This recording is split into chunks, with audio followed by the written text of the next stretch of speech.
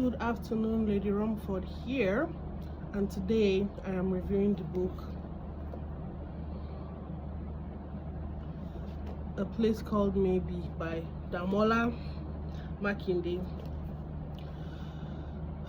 This book, A Place Called Maybe, is about a guy called Akin who was desperate to jackpot and and all the things that played out after he jackpot. And this book, there's going to be spoilers, so if you haven't read the book, you can tune off. But if you've read the book, let's just talk about it. A Place Called Maybe is about Akin, who was doing well for himself in Nigeria, relatively well. The first thing that confronts you in this book is the fact that in Nigeria we have an irresponsible government. Because why does somebody who holds his kind of position, why should somebody rather who holds his kind of position not be able to sustain his family? It's a very jarring reality, and it's painful to read. People can accuse Akin of desperation, but I beg to differ.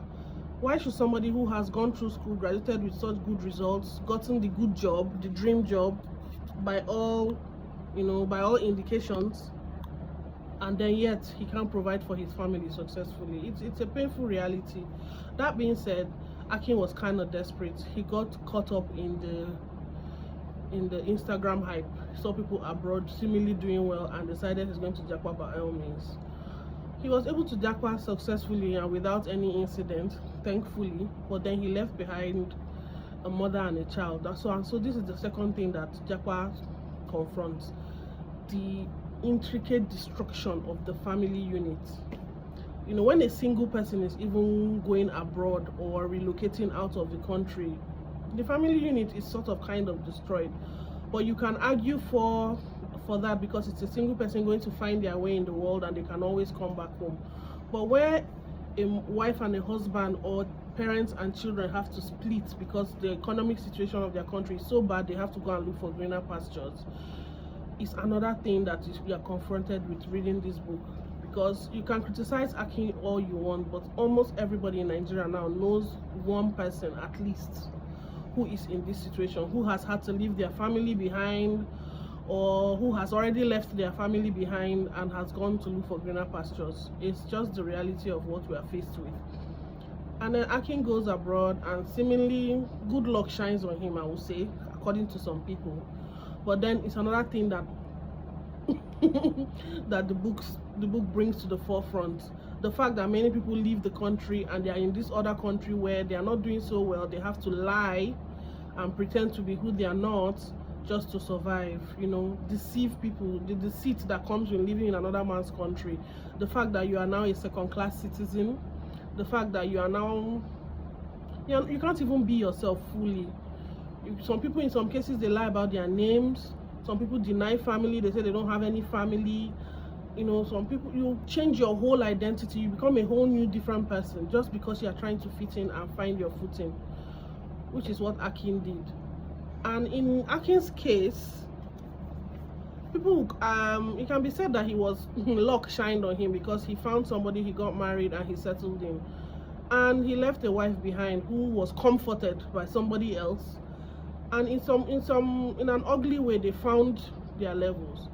The positive part of, will I say positive, the not so negative part of this story is that Akin's child was so young, he may not feel the impact of having a father just yanked out of his life so quickly.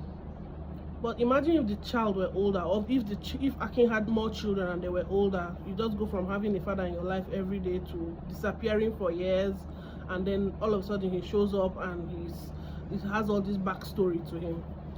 It is a book that actually made me think a lot about the situation of Nigeria, and not just Nigeria, I guess a lot of African countries, but Nigeria because it's set here. The book is set in Lagos, Nigeria. It makes you wish. I hate using the word wish, but it makes you really wish that things were different.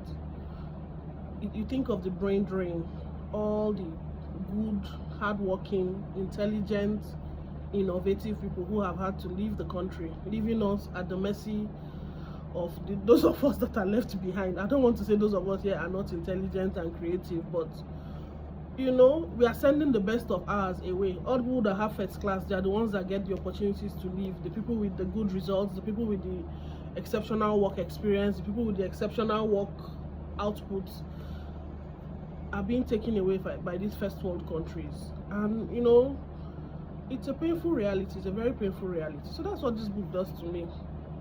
When I saw people reviewing the book and everyone talking about Akin, I was actually curious to see what Akin did, but I cannot for the life of me blame Akin. Akin did what a lot of people did, and a lot of people are doing in his situation. It's a very, very sad and painful reality, but it's the one we live in. And so I will give this book a 9/10. I'll give it a 9/10. It's a very short read. You can actually finish it in one sitting if you're a fast reader, and it's well written, no grammatical errors, none of that. I enjoyed it. Damola Makinde, thank you for this book. Thank you for making me think. Thank you for making me less judgmental of people who have had to do what they have to do to take care of their families. And keep writing so that some of us can keep reading. Like I said, I'll give it a 9/10. Please, if you can, get the book, read it. It's enjoyable and it's a food for thought.